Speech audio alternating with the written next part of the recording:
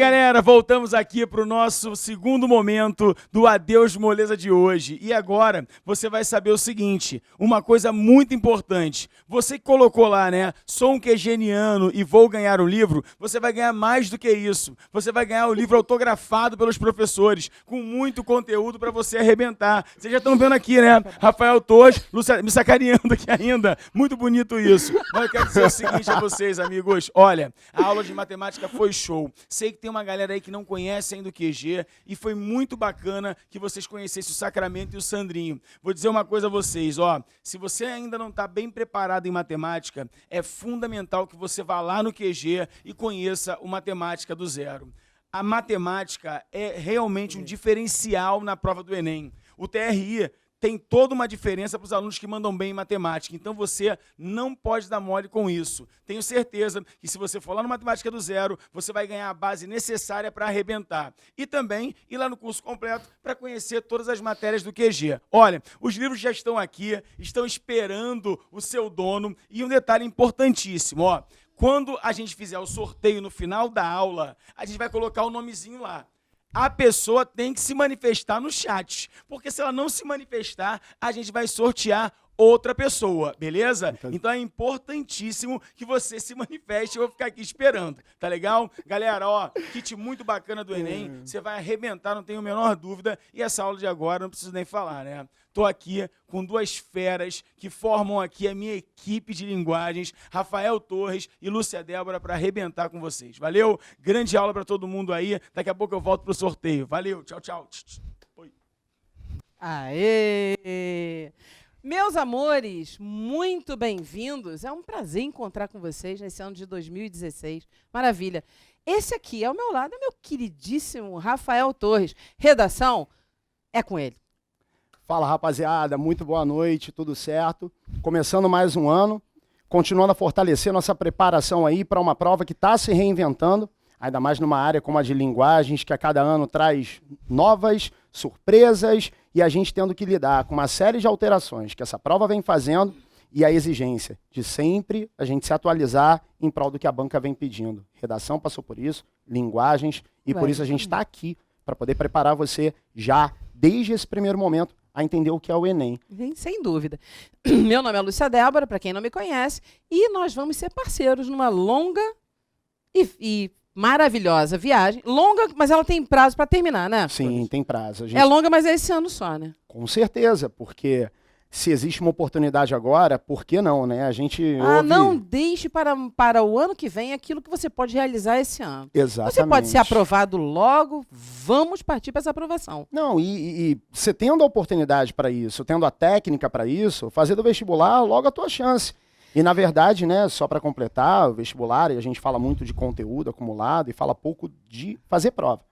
E é por isso que a gente tem questões aqui que devem ser discutidas, não por elas somente, mas para preparar para o que vem, né, a seguir, que é a prova desse ano, pode trazer para a gente, né? Sem dúvida. Todo mundo sabe que treino é treino, jogo é jogo. Mas como o jogo ainda vai demorar um pouquinho, vamos ao treino. Por isso, adeus moleza. A gente começa adeus agora. Moleza, é treinar para valer. E a nossa conversa hoje, agora, é a partir da prova de linguagens, questões da prova de linguagens. E a gente sempre ouve muitos comentários, né, Rafael? Depois de prova, o pessoal diz, isso não cai no Enem, aquilo não cai no Enem. Esse ano, muita gente disse, literatura não caiu no Enem. Você ouviu alguém falar sobre isso? Não, já ouvi muita coisa, ouvi sobre isso, ouvi sobre redação, ouvi sobre a suposta facilidade que o tema teria trazido. E, às vezes, algumas nuances passam batidas, as pessoas não entendem o quanto certas cobranças vêm mudando. É o que a gente estava falando, né? A prova se reinventa e a gente precisa acompanhar essa reinvenção. É muito diferente de dizer não cai, é cair de uma outra maneira. E a gente tem que se adequar a essas novas formas de cobrança da prova. Beleza? Então, adeus moleza. E literatura, o pessoal diz não cai, não cai. Então, a gente vai começar discutindo alguma coisa em torno da literatura. E provando para você que, cai sim.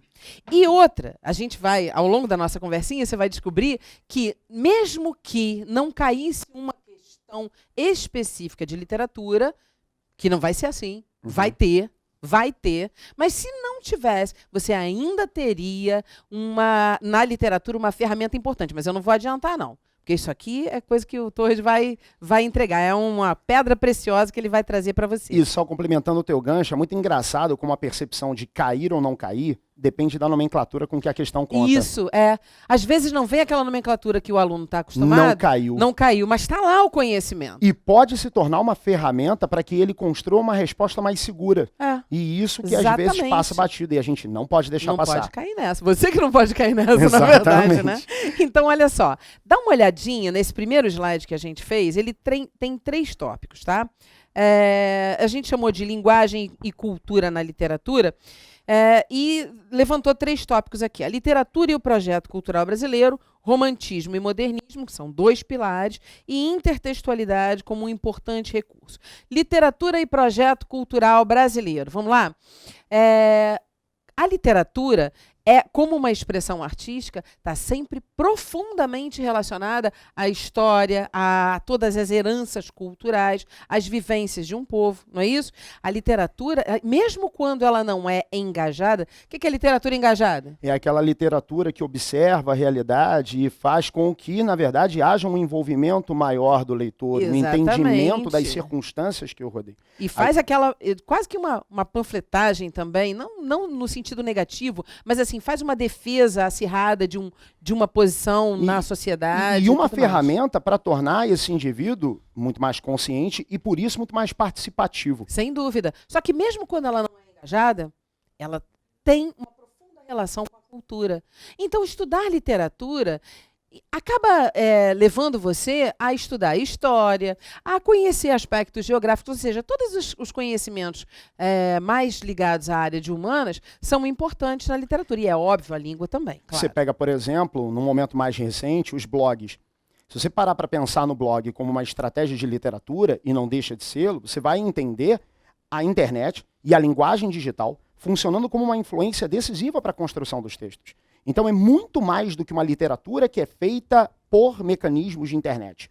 É uma literatura que acaba tendo características próprias, exatamente por isso. Eu gosto muito de, nas aulas, aproveitando o gancho, falar de aplicativos, como o WhatsApp, por exemplo. O caso do emoji, o caso das palavras. Existe ali toda uma adequação que, se talvez não venha a ser aquela literatura que a gente aprende há muito tempo, é uma maneira de fazer a representação de um determinado cotidiano. Então, se ela não é engajada, em algum momento, ela ilustra de que indivíduos a gente fala. Então, é muito importante entender. E o suporte, ou seja, o que a gente chama de suporte? Em que material esse texto está circulando, né? Se fosse um caderninho, um tapume ou um espaço eletrônico, que é o do blog. Esse suporte não define se o texto é engajado ou não. Ele pode estar no suporte, ser ou não ser.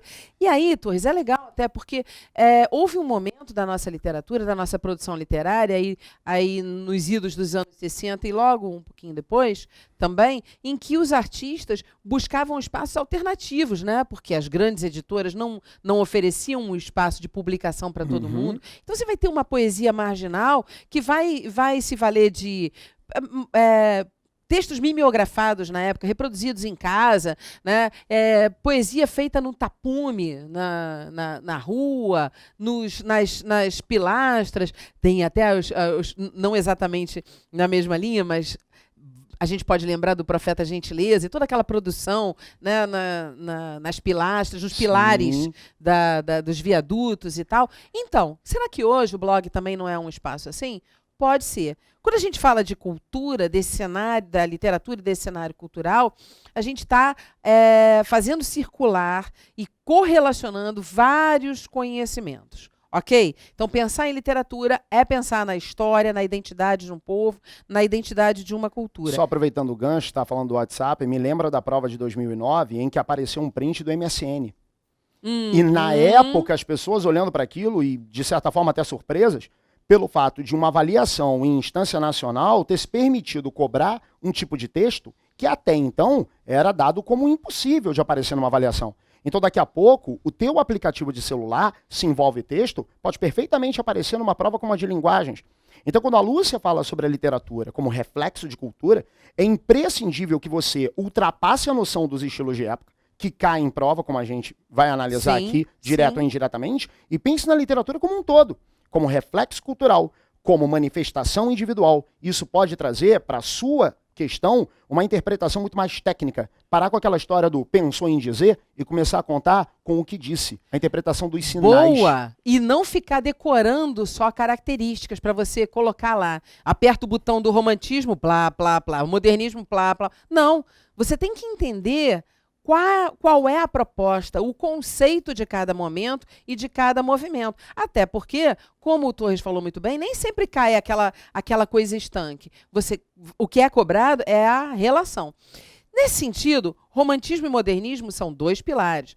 Você sabe disso a essa altura e vai saber ainda mais em aulas absolutamente sensacionais de literatura que você vai ter no nosso curso completo. Mas modernismo e romantismo são pilares da nossa cultura e de outras culturas pelo mundo afora também. Por quê? Porque o modernismo representou uma mudança de paradigma, né? Um acesso a um universo emocional e, portanto, a um universo interno que antes não tinha sido possível. Então, a subjetividade, a individualidade e todas aquelas transformações econômicas naquela época que conduziam para um certo individualismo que interessava, ok, mas que abriu também, que dialogou com essas necessidades artísticas. E antes que você siga, eu só completar aqui, e o modernismo, por quê? Porque trouxe toda uma reflexão sobre a linguagem, sobre os limites ou os deslimites da arte, as possibilidades expressivas, criativas, sem prisões, sem aprisionamentos, ok? Então, e ambos muito conectados com questões ideológicas. O romantismo, numa época, vem num bojo de uma discussão de liberdade, igualdade, fraternidade, nasce daí e se desenvolve aqui no Brasil conectado com a questão da escravidão e da república. São dois temas muito frequentes no romantismo.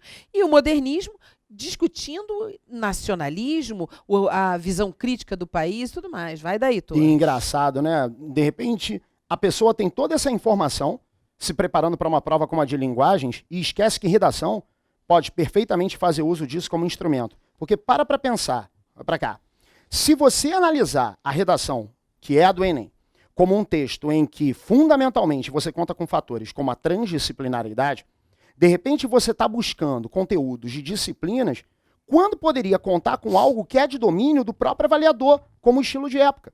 Se a gente pegar a informação que a Lúcia colocou e adaptar, aplicar isso ao texto, para pensar. Eu estou falando de uma utopia no momento, eu estou falando de uma crítica no outro. Por que não, de repente, versos de autores reconhecidos desse momento? Por que não esses versos como citações na sua redação? A gente percebe que com o passar do tempo, as citações vão se desgastando, os autores vão se desgastando. É impressionante a quantidade de redações que contam com os mesmos autores e com as mesmas frases. E não em contextos iguais, às vezes em contextos completamente inusitados. O homem é o lobo do homem em trocentos temas. Logo existo. Nem que ele use lobo para justificar o comer como uma semântica muito mais ampla do que aquela que a gente conhece. Foco na aula, foco na aula. Mas vai que, né? Não, foco na aula. Mas o que eu posso dizer para você, até fora do foco, é que a gente está falando de duas oportunidades de transdisciplinaridade maravilhosas. Pensa na possibilidade, um tema como o do Enem, Já de pensou? cunho nacionalista. Até porque, sabe como é que é pro avaliador? O avaliador está corrigindo lá assim, o livro está na mesa, o livro está na mesa, o livro está na mesa. Aí vem, alma minha gentil que te partiste. Oh!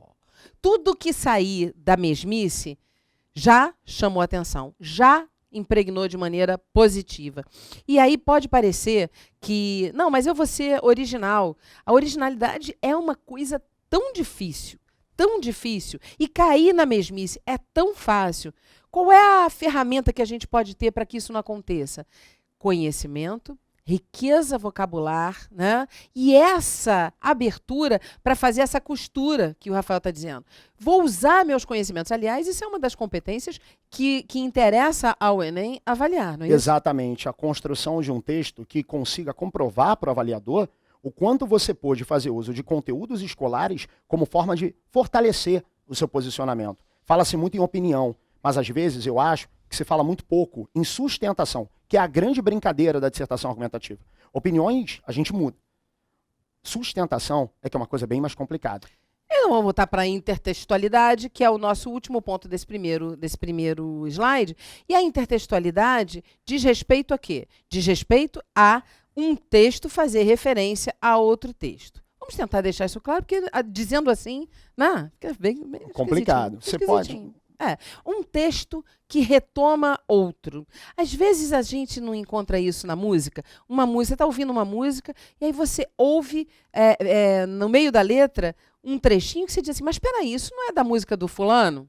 Né? Então vamos lá para um exemplo aqui. Eu vou falar um exemplo que me vem à cabeça agora, e aí você se lembrar de outro, você já entra com outro. Mas eu acredito que a galera conheça Legião Urbana. Legião Urbana. Adoro, gente. Amo. E aí? Legião Urbana, Monte Castelo, é uma letra construída com trechos de outros textos que você poderia reconhecer.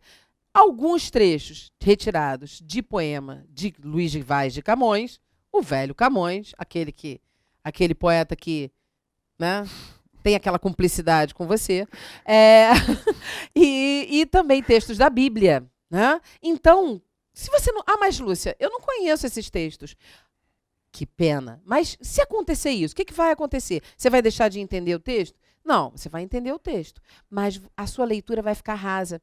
Já se você conhecer os textos, a sua leitura vai se tornar esférica, muito mais ampla, muito mais significativa. Então, a intertextualidade tem esse inter, que dá a ideia de entre textos. Um texto retomando, fazendo referência a outro texto. Às vezes é tão sutil que você pode não perceber, mas a um segundo olhar você, olha lá, tô vendo e tal.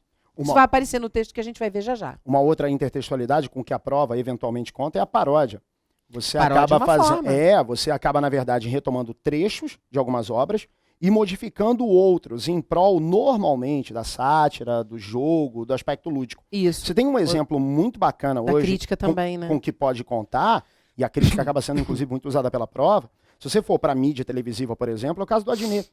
O Adnet tem um programa em que frequentemente... Você estava falando das citações agora, e eu falei, penso logo existo, porque depois da gaiola das cabeçudas, todo mundo aprendeu o penso logo existo, né?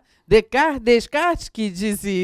E aí começa a fazer as costuras. Ele fez uma ontem no programa, que eu achei sensacional, do Activista. Não sei se chegou a ver. Não vi. Falando a respeito da comunicação, às vezes, que não existe entre os nossos pensamentos e a capacidade que a gente tem de falar besteira. E acaba fazendo aquela seta do Activia e tal, brincando, jogando com isso. Muito interessante. Então, é fazer o uso desse tipo de instrumento, como a TV, por exemplo, que aparentemente nada teria a ver com uma prova, mas pode ser uma ferramenta. Uma ferramenta para aumentar a compreensão. E aparece, viu? O anúncio é aproveitado na prova. O Enem está se aproximando cada vez mais da vida do aluno, né? Então, o quanto a gente consegue entregar, né, de conhecimento externo, mas não da prova em si, mas da TV, etc., de outras ferramentas. Acho que é muito bacana a gente poder usar.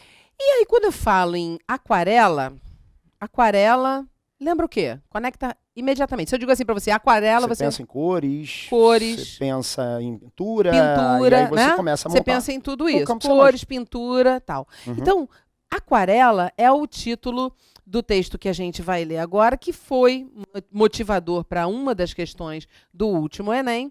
Né? E isso é importante. Às vezes a gente olha o título e não vê, né? Olha e não vê, não enxerga. E aí passa direto ao texto, ainda mais agoniado na prova do Enem, mas às vezes o título, quando seleciona esse campo de significação, aquarela, pintura, cores, guarda essa informação, né? Fica com isso e vamos ver de que maneira isso poderia ser aproveitado, te ajudar com a leitura do poema que está aí nessa questão. Vamos lá? Até porque, só para completar, desculpa, como o candidato percebe que é um texto com versos, a tendência é de que ele se assuste logo de cara, porque tem todo um histórico de qual foi a intenção do autor e vai ele mergulhando e tentando viajar quando a melhor interpretação é aquela que conta com sinal. Claro, é aquela que conta com o que o autor está oferecendo. exatamente. Então, quando a Lúcia fala de título, preste atenção na capacidade que o título tem de favorecer toda a leitura do texto. e do quanto aquele texto está caminhando num sentido de metáfora e que, de repente, o título pode ajudar. Pode ser uma excelente pista. Exatamente, é uma pista. É um signo, né? Que dá uma pista para sua leitura. Há signos que te iludem, mas esse aqui, não. Ajudou. Título ajuda. Pra Ajuda caramba. pra caramba. Vamos lá? Aquarela. O corpo no cavalete é um pássaro que agoniza, exausto do próprio grito. As vísceras vasculhadas principiam a contagem regressiva.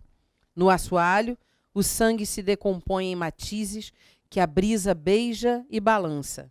O verde de nossas matas, o amarelo de nosso ouro, o azul de nosso céu, o branco, o negro, o negro. Poema de Cacaso. Rapaz, a gente estava falando agora, né, sobre a poesia, buscando novos espaços, e aí está o nosso Cacaso, poeta que representou esse movimento que extrapolou os espaços canônicos, assim, de editoras e tudo mais. Canônicos, falei bonito, não falei, não? Nossa, imagina isso numa redação, canônico. Nossa, os espaços canônicos, né? Aquela coisa E assim. desde que você aplique bem e que não seja aquela Desde que palavra. você saiba. Se você não sabe o que é canônico, meu querido, dicionário. Vai Porque tá me lembrando aquela palavra que o cara aprende na semana anterior à da redação e coloca. Sim. Simplesmente porque ele acha interessante. E fica com essa palavra pra sempre. Que ele acha que é a marca registrada dele. Pô, mas já pensou o efeito disso no almoço de domingo? Pô, já pensou? Hoje é o quê? Que dia é hoje? Quarta-feira. Hoje, quarta-feira. Quinta, sexta, sábado, domingo, aquela família reunida. Jogar um canônico no meio já da feijoada. pensou? Rapaz, Caraca. não, isso aqui Isso é um vai com o negócio quê? muito Com canônico. paio? É. Nossa, efeito na família. Esse garoto vai passar. Sinto que vai Nossa, passar. que Vai ser figura, uma hein? beleza. Dá até aumento de mesada, Que hein? cultura. Ó, aumento de mesada. Olha só, vamos voltar ao texto? O corpo no cavalete é um pássaro que agoniza. Cavalete. Cavalete, aquela estrutura que É sustenta o suporte. suporte da da tela. tela de pintura. As vísceras vasculhadas principiam a contagem regressiva. É interessante. A gente tem um corpo aí, né, mencionado, aí tem as vísceras, principiam a contagem regressiva. Contagem regressiva sempre é em relação a alguma coisa que vai ser iniciada, né? Sim. Ou zerada, né? Uma mudança de estágio inicial. A gente está construindo. No caso, a nossa contagem regressiva não inicia nada, ela finaliza. Exatamente. A gente tem aqui uma contagem regressiva, assim, 9, 8. Tá? Ela finaliza o nosso bloco. E o início para um outro depois. Um início para um outro. Mas, muito bem, aí tem lá, no assoalho, o que é assoalho? Rapaz, eu vou te falar um negócio. Eu tive um colega de física que identificou uma vez um índice de erros muito alto numa questão que ele tinha colocado. É uma questão básica, força, gravidade, né? 9,8, aquela história simples. E por que esse pessoal errou? Tinha que montar só, representar um sistema de forças agindo sobre um corpo X e tal.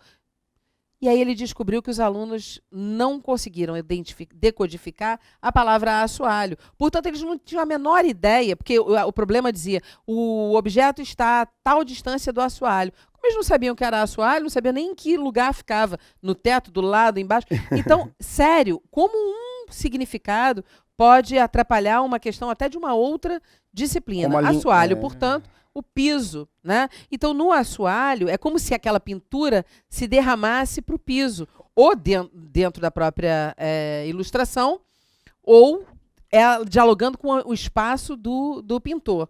Fala. Não, acho interessante é o seguinte, né? A gente está falando sobre título e o quanto às vezes a gente não encara a poesia como uma engrenagem, cujos termos se completam, cujos termos se somam. E fica aquela leitura empurrada com a barriga, em que, na verdade, o candidato ele não consegue lendo fazer rápido para conexões. acabar rápido e se livrar rápido. Exatamente. Volta para o slide para mim, por favor. Eu acho muito interessante, porque você falando agora há pouco a respeito de cavalete, me fez pensar no seguinte. Aqui, ó. Você tem cavalete, você tem as cores, e essas cores estabelecendo conexões, e aí você, falando em matizes, olha, e aí depois até como prosseguimento, né, para o processo, como é que às vezes a gente perde a oportunidade de contar com outras pistas, como a gente estava conversando, Pois é. dentro da interpretação da poesia. Então não se livre dela. Busque É razões isso aí. para as leituras que você venha fazer. A interpretação Por boa isso é que aquela eu que falei, tem a razões. aquarela sugere a cor vai aparecer lá no texto, né? Falei para você, segura aí que a gente vai ver, sem dúvida nenhuma. Volta lá ao slide. Então, no assoalho o sangue se decompõe em matizes, nuances ou nuanças, como muitas vezes aparece nos nossos dicionários, que a brisa beija e balança, tá? É e balança. Aí vem o verde de nossas matas, o amarelo de nosso ouro, o azul de nosso céu, o branco, o negro. Matizes, nuances que a brisa beija e balança. E aí, ó, o momento X em que você, se tem leitura, vai lembrar de Castro Alves, o poeta dos escravos. Auriverde pendão da minha terra, que a brisa do mar beija e balança. Auriverde, áureo, dourado. Verde é verde. E auriverde pendão da minha terra, verde e amarelo, não é isso? Que a brisa do mar beija e balança. Ora, é uma referência ao quê? À bandeira nacional. Lá em Castro Alves. E ele vai jogar com essas cores também no seu poema. Né? Então, se você conhece, na hora que você fala a brisa beija e balança, opa, já vi Associei. isso. O que é isso? Associei na hora e Associou, concluí mas voltando lá ao primeiro slide dos nossos tópicos, a isso seria a intertextualidade. intertextualidade, que acaba exatamente. sendo Aí construída. você, opa, beleza. Aí o verde das matas, o amarelo do ouro, o azul de nosso céu e o branco normalmente é colocado como representação de quê na nossa bandeira? No caso da bandeira Da brasileira, paz. da paz. Né? Ou da ordem, da serenidade, serenidade, é. ordem e progresso, aquela É, coisa. eu o branco li da mais pela paz. questão da serenidade, né? Do fato de a gente Sim. poder conduzir um desenvolvimento de uma forma mais tranquila. Tranquila. Só que aí o branco não vem especificado. Não apareceu a paz. Por quê? Ele fala o branco, o negro. Então, a questão do... Aí eu lembro da história do negro escravizado, maltratado, né? Trucidado na nossa história. E eu lembro daquele corpo no cavalete, das vísceras vasculhadas, né? Ou seja, as referências anteriores. E aí eu digo, não dá para ter paz enquanto o negro for um corpo, enquanto ainda houver essa mancha na história. Esse tratamento, né? essa referenciação, ela precisa sumir para que a gente possa, de fato, conduzir a um novo estágio de A um cultura. novo estágio, tá certo? Então, o sangue, lembra também essa coisa do sangue no assoalho? Lembra o tombadilho do navio negreiro, todo vermelho de sangue? Então, aí, ó, vou mandar um beijo pro Marquinho Laurindo, porque literatura, nós estamos nos imiscuindo aqui na praia de Marquinho Laurindo. Tentando fazer Ele é o por grande, onde, mas é o grande da cara. literatura aqui. Um beijo para você, Marquinho, tá? Então, é isso. Vamos lá, vamos ver o que o Enem queria com isso? Situado na vigência do regime militar que governou o Brasil na década de 70, o poema de Cacaso edifica uma forma de resistência e protesto a esse período, metaforizando, década de 70, legal. Então eu tenho, na década de 70, um governo que foi muito, na verdade, na aparência, beleza, família, tudo tranquilo. Mas nos bastidores, truculento por demais. A construção de uma imagem que, na verdade, coexiste com todo um bastidor de opressão, de perseguição. E isso, de repente, numa questão como essa, que aparentemente é de uma prova só de linguagens, pode bastante favorecer o entendimento, a compreensão. Se o cara estuda história, sabe, década de 70, né? Eu tenho governo Médici, eu tenho ditadura militar. Se ele já conectou, ele vai fazer a questão melhor. E vamos voltar um pouquinho ao que você tinha falado agora há pouco sobre a questão de não decorar as características dos estilos de época. Já parou para pensar no quanto a história contemporânea ao estilo pode ajudar você a entender o porquê daquelas características? Será que a idealização vem do nada? Será que não houve, por parte do romantismo, a idealização como uma ferramenta, como um suporte para atingir algum objetivo? Se de repente a gente vai para um realismo, para um cientificismo, será que isso também não pode explicar a maneira com que são tratadas as realidades, os cotidianos? Sem dúvida. Então não tire de cena nunca. A literatura coexiste com o seu tempo, coexiste com a sua história. Então uma excelente ferramenta para você estudar a literatura é fazer com que a história contemporânea também seja compreendida. Porque aí deixa de ser característica, passa a ser um reflexo óbvio. Acho que a literatura isso. ela ganha espaço quando você entende aquilo como uma característica óbvia. Não tinha como ser diferente. Por quê? Porque o momento vivido era daquela E forma. aqui a gente tinha falado para você do romantismo e do modernismo como pilares. Olha aqui. Castro Alves, na intertextualidade, romantismo. Negro, o navio negreiro, cuja lembrança é evocada. Eu hoje estou terrível. Canônica, evocada. Canônica, evocada. Aquilo que chama, né? Uma palavra evoca uma noção, chama essa noção, acorda essa noção e traz para nossa mente. Então, eu tenho o romantismo e eu tenho o modernismo de Cacaso, falando daquele momento. Ou seja, são duas lutas importantes. A luta num determinado momento contra a escravidão e a luta, de novo, por uma liberdade, mas aí de expressão política, de expressão artística também, porque a gente sabe que tinha censura. Enfim, tudo isso. O que a questão quer? Vamos responder, né? Olha só, ele diz: o poema de Cacaso edifica, ou seja, constrói, uma forma de resistência e protesto a esse período de 70, metaforizando, ou seja, metáfora. Aí já entrou na figura de linguagem, que o cara tem que saber. Olha quanto conhecimento colocado numa questão só. E olha, metáfora. E olha quanto conhecimento, que nem sempre está tão explícito assim para o candidato mais desatento, mas que se ele conseguisse perceber pelas pistas, por mais sutis que essas pistas sejam, ele chega lá. Então deixa de ser uma questão de abstração, de uma interpretação vaga, e passa a ser algo com técnica, que a gente consegue resolver de uma maneira muito mais, né, mais equilibrada. Lembrando que isso é uma prova de múltipla escolha. Então eu tenho que ter a certa. E eu tendo a certa quando eu tenho 4 erradas, e isso parece óbvio, só que eu tenho padrões de erro. E esses padrões de erro, às vezes, você consegue encontrar por eliminações de alternativas com base nessas pistas. Tem que marcar, Torres, tem que marcar que a minha contagem regressiva tá lá, ó. Então, metaforizando, ou seja, apresentando simbolicamente alguma coisa. O que foi apresentado simbolicamente aqui? Ele faz uma referência, lembra? À nossa bandeira nacional, através das cores e das suas representações. Vai lá para as opções, eu vou acelerar aqui, você tem aí as artes plásticas deturpadas pela repressão e censura. Isso não foi metaforizado propriamente, hein? Atenção. A natureza brasileira agonizante como um pássaro enjaulado? Não, ele não falou da natureza. Nacionalismo romântico? Poderia ser, né? Silenciado pela perplexidade com a ditadura? Opa, romantismo tá lá, a ditadura tá cá. Então, não. E parar para pensar também que o estilo transcende a época. Você, de repente, não pode exigir mas não foi? Que nem foi o caso. Mas não foi isso, seria absurdo naquele contexto. O emblema nacional, transfigurado pelas marcas do medo e da violência e as riquezas da terra espoliadas durante o aparelhamento do poder armado. Não, gente, viajou essa aí completamente. Aparelhamento do poder armado. O poder armado foi outra história. Enfim. Vamos para a letra D? O emblema nacional, a gente já tinha percebido isso nas cores nacionais. Então, veja como você movimentou uma série de conhecimentos nessa questão. Rapaz, essa questão era tão rica que a gente gastou o bloco. E que bom que com ela a gente conseguiu puxar tanta coisa que pode ser útil, não só nela, mas também em outras questões. Mas a gente volta até já, né? Com certeza. É só um tempinho. Daqui a pouco a gente volta. Bebe uma aguinha e volta. Tá Um abraço, até já.